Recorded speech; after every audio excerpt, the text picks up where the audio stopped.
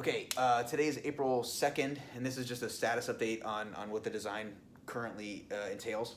So this is just a very simple schematic that we drew up for the purposes of this discussion. Right here what we have is green is air supply to the pressure bladder. Right now we're using a blood pressure cuff, but the green air will not go into the patient. The blue is air supply to the patient, and right here is the wall, and then the red is the electrical components in the system. So we'll start with the air supply. So right here we have an air supply that comes from the patient wall right now, but it might be supplied by any number of things like an air compressor to, I don't know, some other pump, absolutely anything. That could run many cuffs at the same time. Simultaneously, right. Right now in our hospital, this would be supplied at 50 psi, and then it goes through an air valve. The air valve then goes to a T connection and then goes to the blood pressure cuff. The air valve opens to pressurize the blood pressure cuff and squeeze the mechanical ventilator that then supplies the air to the patient directly. And then the vacuum opens so that it suctions all the air quickly, because if you leave it to deflate, we cannot make the correct rates. We are operating at maximum parameters right now, so we know that every other second we can inflate the bag, or we can provide 55 tidal volume to the patient, and the maximum is 60. 600, so we are within parameters, and now we're starting to implement control of the system and sensing of the system so that we could put safety guards in place. Right, so the control of those valves, the power is supplied by this H-bridge that's going to be at 12 volts, and that H-bridge is controlled by a microcontroller. Right now we're using an Arduino. So the valve would open, pressurize the blood pressure cuff, squeeze air into the patient, and then to evacuate, the valve closes, the vacuum valve opens, sucks air out of the blood pressure cuff, out the wall, so none of this air, none of the green stuff actually goes into the patient. It's just going to provide pressure at the blood pressure cuff, and then it goes out the door. So vacuum is at roughly 3 psi, and the air is at roughly 50-ish, depending on how open we have the diffuser.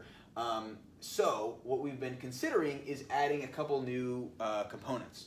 One is a motorized ball valve or some sort of a regulation valve, and the second is the flow sensor. You want to talk about this? Yeah, so we're thinking that the motorized valve will control the flow, and coupled with the flow sensor, we'll be able to know exactly how fast the pressure cuff or the pressure bladder will inflate. And so that'll be very useful, because at the moment we're just timing it, and so as we said before, 550 is being displaced. 550 of tidal volume is being displaced in 1 second. So this will allow us to elongate a breath that is not as voluminous. Yeah, just to be clear, what we mean when we say 1 second is, we mean 1 second is on inhalation for the patient. So, so really the whole, we're doing 30 breaths per minute, so it's 2 seconds for 550 mLs. So it's resulting in just north of 15 liters of volume to the patient per minute, which is our design specifications were for 30 breaths per minute at max 600 mLs for tidal volume. So that was going to be 18. And so we basically achieved that. Depending on our diffuser settings, our vacuum is just not strong enough to actually remove air at the rate that we can supply it. So it's really a vacuum limitation, not a supply air limitation. So that's all controlled by the Arduino, and we are going to get the flow sensor and the motorized ball valve, and that's going to help us get volume on the downstream end to the patient, and we're hoping it can also help us calculate compliance of the patient, how much resistance the lung of the patient is providing to the circuit. We'll be able to calculate that with this pressure sensor as well. So the pressure sensor will be used both to initiate a breath by some of our less sick patients. As they breathe in, the system will recognize a decrease in pressure, and then we will properly open the air valve so that we'll provide the breath to the patient. Likewise, we'll use that pressure sensor to make sure that the health of the system is it's operational. If we don't see a pressure increase here, then we know that this valve didn't open properly. Likewise, on the exhalation side, if the vacuum valve doesn't open properly, then we won't see a pressure decrease here, and so we'll know that it's not working properly. Yeah, and we will have alarms in place like other medical devices so that the staff can run in. And one of our principal key design components is that the bag stays as available as possible, not inside of a box, Right. so that manual bagging can immediately start so that the patient can start getting oxygenated while another staff member or a researcher partner will fix the system or replace the part that's necessary. That's right. Yeah, so the replacement of those parts is intuitively obvious to the provider, because all the components that they will be assembling all of these components themselves, and so they'll know exactly what to do.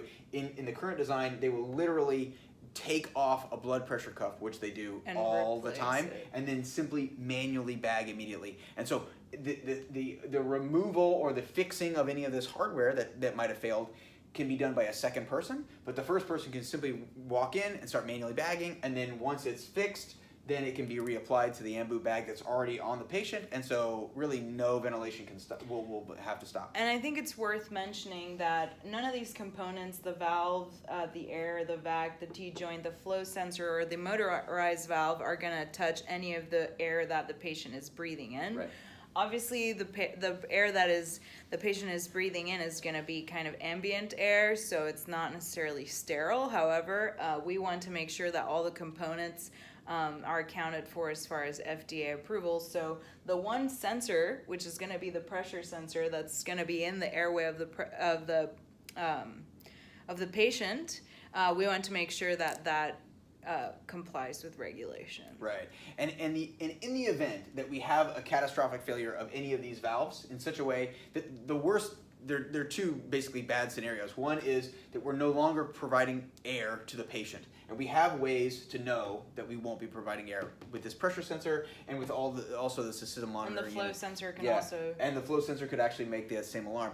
The other problem might be if we overpressurize the patient. So we will have two controls for that. We'll have the pressure sensor that will immediately shut off the system and evacuate the valve. And we also have a pop-off valve. This is a mechanical valve that we aren't going to be providing. That's part of an ambu bag setup oftentimes. And so we'll have a pop-off valve here. That's a mechanical valve that should just depressurize at a specific setting. So if it overpressurizes in the patient, it'll just release. So we'll have two ways to provide protection for the patient in an overpressurization case, and we'll have two ways to provide protection for a patient in an underpressurized case. Right, and also we are adding a PEEP valve, which we haven't actually added to the diagram. Yeah, I haven't but shown that. there will Yeah. be a PEEP valve, and then there will be a pop-off valve.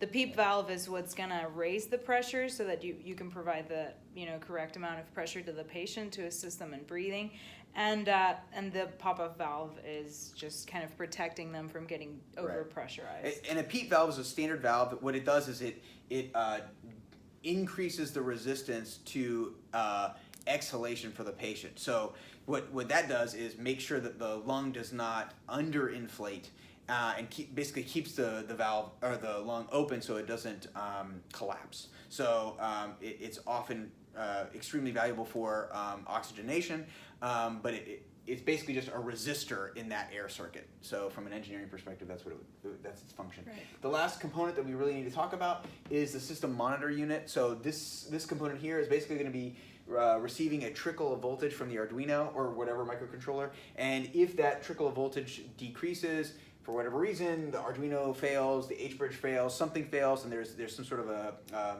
electrical component failure, then this will alarm, notifying the nursing or the clinical staff that the system has failed and that manual bagging is required.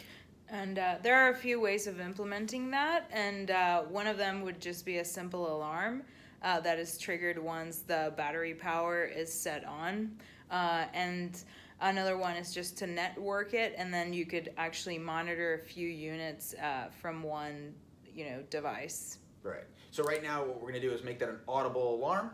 all of these alarms will be audible, but eventually we would like to make it a networked alarm. But right now we want something that's extremely robust, a robust response to the yeah, and simple, and with the modes that respiratory therapists are used to having. So they're not necessarily used to having, networks of their ventilators to monitor patients from their phone. However, that's nice to have.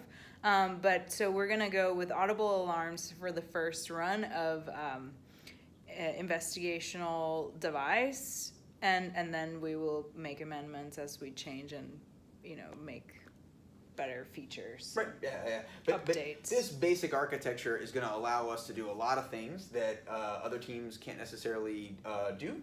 So it's going to give us several modes that are really required for our patient population. So that's we just wanted to discuss the overall architecture for everyone's edification. Thank you very much. Thank you.